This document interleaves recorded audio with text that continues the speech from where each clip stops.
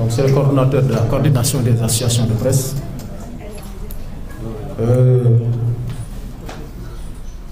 mu bëgg am rek lu ma ci dolli tuuti balaa may jox kàddu gi sama naataango yi ma dogal ci table lii sa dafa wax lu am solo mooy ñun on a comme l'impression que notre ministre de tutelle veut se glorifier d'avoir fermé des médias muy lu catastrophique aussi je pense que war na xool ci yeneen naataangoom yi nga xam ni kenn ku ci nekk secteur bi ñu la dénk yaa ngi def sa kéem kàttan pour ñi nga xam ne yaa leen bokk yilif seen bët bu ñu xonqee bu ñu ñëwee ci yow nga mën leen saafaraal seen jafe-jafe mais ñun les acteurs des médias li ñu constaté mooy et on est désolé de le dire suñu ministre dafa mel ne joxuñu cër bi war lii sa wax na ko léegi ñun nag ay légaliste la et il faut aussi ñu préciser benn affaire coordination des associations de presse waxul ni nekkuñu fi di défendre ñoo xam ne dañu bañ a régulariser wu c'est pas ça la question c'est pas ça le débat entreprise de presse yi bañu ñoo respecter les dispositions du code de la presse mais ku ko ci deful dafa am lu tax et bu ñu wowoon ñun waxtaan mënoon nañ ko proposer ay pistes de solution yu yomb du fi nekk di tëj benn organe mënoon na ne man état man maa ne aide à la presse bi dama koy yóbbu ba 4 milliards muy fonds de développement presse mais mënoon na ne par exemple yéen médias yi nga xam ne kat jotagu leen bindu pour ñu reconnaître leen léegi décision bi may jël men état mooy fonds boobu nga xam ne bindoogu leen mënagu leen cee am mais di ngeen continuer exercer loolu solution la wala mu ne man état kat comme dama bëri ay banqaas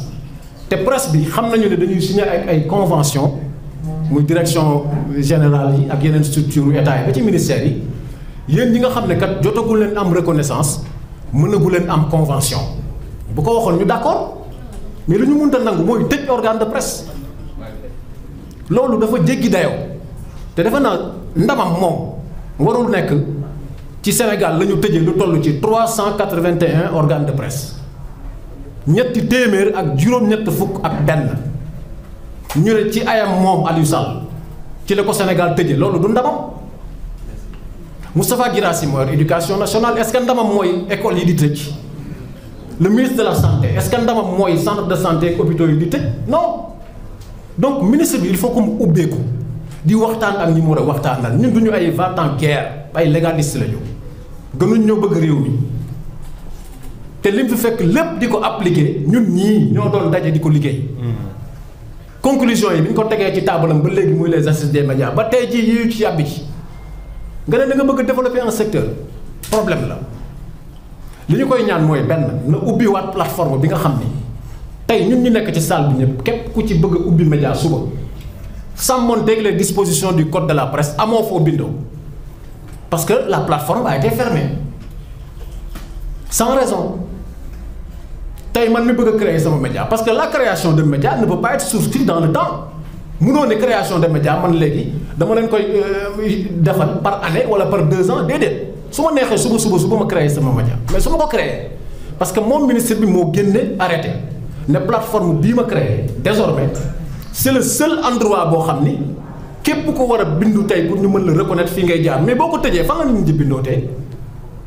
donc na ubbiwaat plateforme boobu loolu muy benn ñaareel bi mooy est-ce que tey dañu ne journalistes yi nga xam ne amuñu carte nationale de presse est-ce que dañ leen wax ngeen toog seen kër bu leen exercer ci métier bi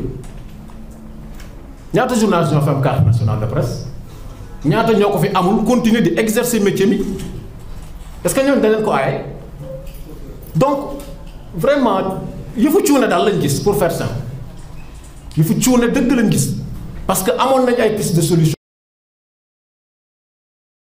bu woowoon ñi mu war a woo waxtaan ak ñi mu war a waxtaanal mais mënoon nañ ko tegal ci table bu ko defoon ñii bindu dinañ continuer di bindu parce que plateforme bi day continuer di exister bu ko neexee moom mu jël d'autres mesures liées au fonds de développement de la presse dañuy d'accord mais tëj organe de presse ak ce Sénégal là fi mu toll ci démocratie loolu la kenn mënut a nangu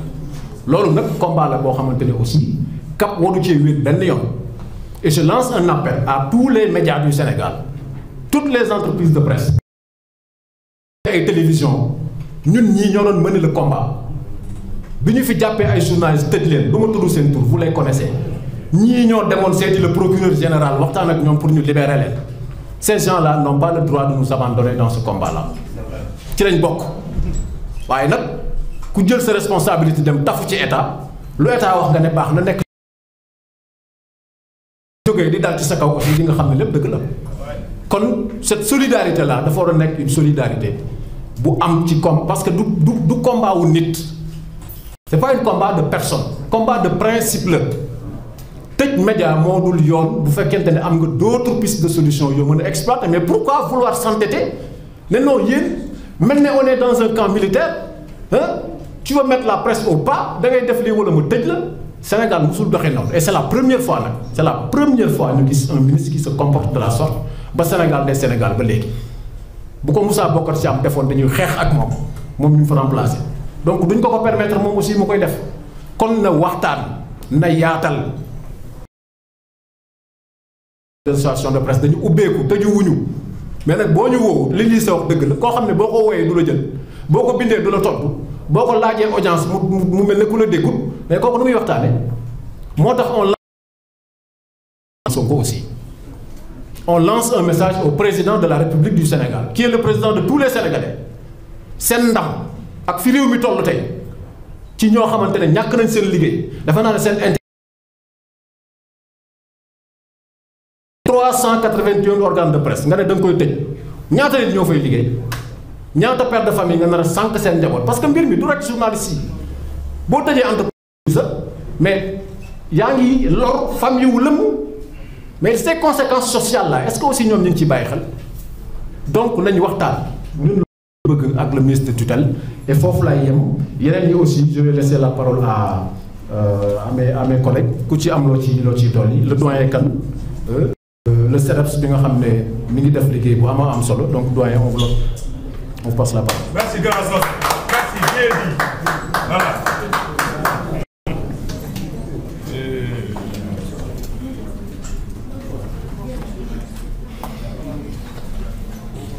Asalaamaaleykum maa ngi waruma wax parce que am nañu benn coordonnateur bu ñu tabb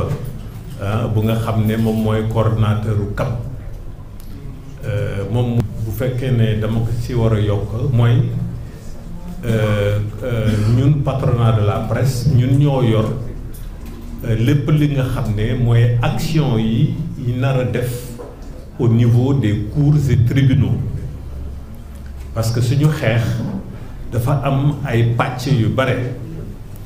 conférence de presse bi ñu def nii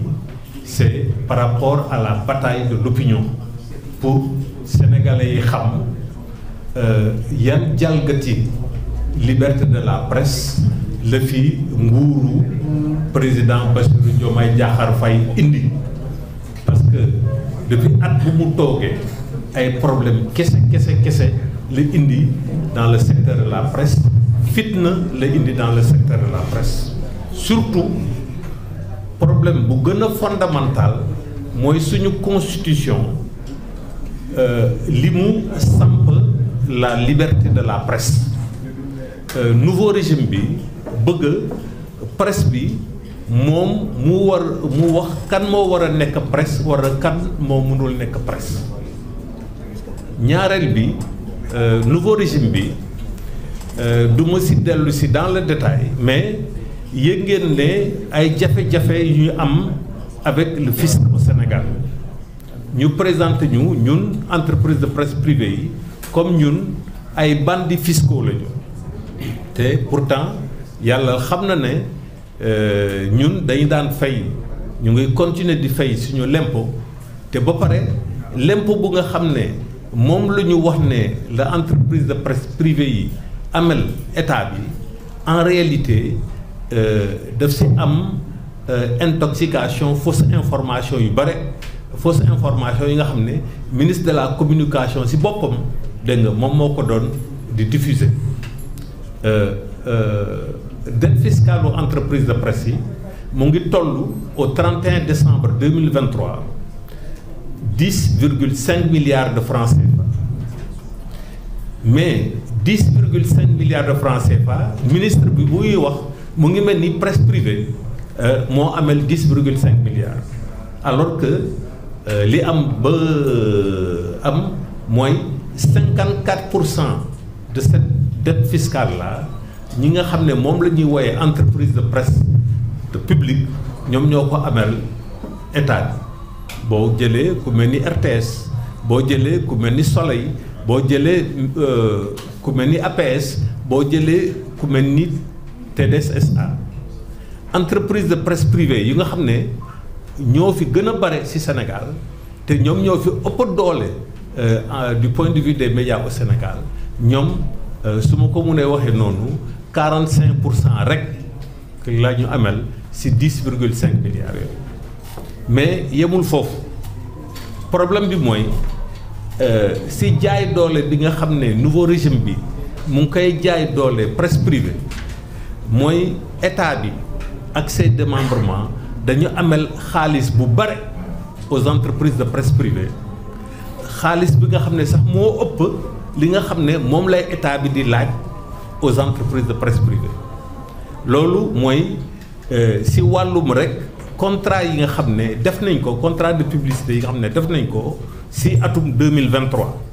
mais nguur gu bees yi jaay doole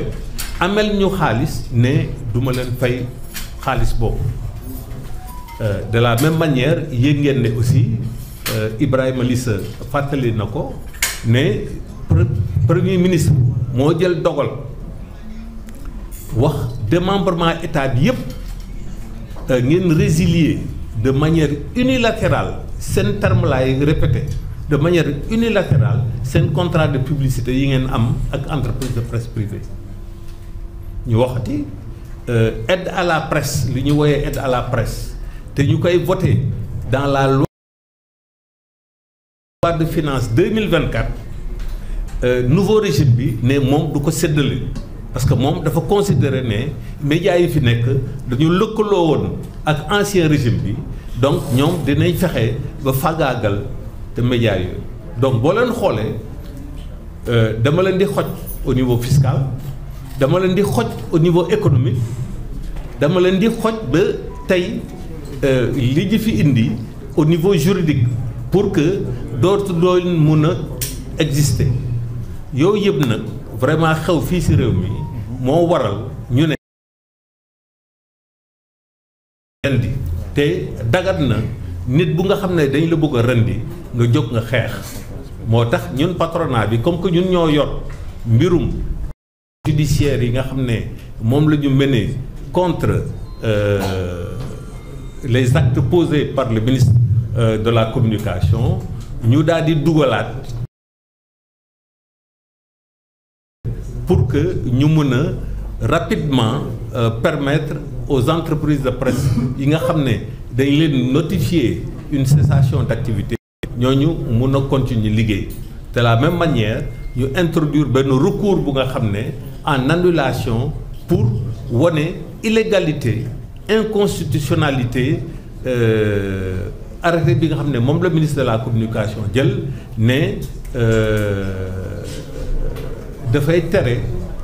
bépp organe bépp média bu nga xam ne moom reconnaître la daf lay tere nga diffuser daf lay tere nga paraître donc loolu bu ñu ko wékkee ci suñu constitution dafa jalgati yoon et malheureusement nag depuis ministre de la communication bu mu toogee régime bi bu mu ñëwee ba léegi am na ay actes yu bare nga xam ne daf ko posé et malheureusement en violation de la constitution en violation du code de la presse donc action yooyu lañu nar a mener et incha allah lépp lu si mënti am dinañ joxe donc xibaar bi au niveau de l'opinion suñu avocats yi nag ay avocats yu mag lañu yu gën a mag fii ci Sénégal ñoom ñooy défendre les intérêts de la presse privée au Sénégal donc loolu laa leen bëggoon donc mottali. Merci président. Cissé, vous avez quelque chose à ajouter? C'est bon. Ça va? Merci Cissé. On va ouvrir une liste les amis pour ceux qui veulent poser des questions. Mais pour les